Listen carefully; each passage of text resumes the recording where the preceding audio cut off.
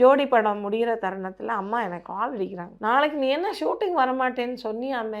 ஆமாம்மா நான் வரமாட்டேன் அப்படின்னு. ஏன் சாந்தி இப்படி பண்ற? உனக்கு என்ன பிரச்சனை? பணம் வேணுமா? நான் தரேன், நீ கவலைப்படாதடி, நான் பார்த்துக்கிறேன் உன்னை நான் தத்து எடுத்துக்கிட்டுமா, உன் பிள்ளைகளை தத்து எடுத்துக்கிட்டுமா? அதெல்லாம் ஒன்றும் வேண்டாம்மா, நான் வரமாட்டேன் நாளைக்கு அப்படின்னு.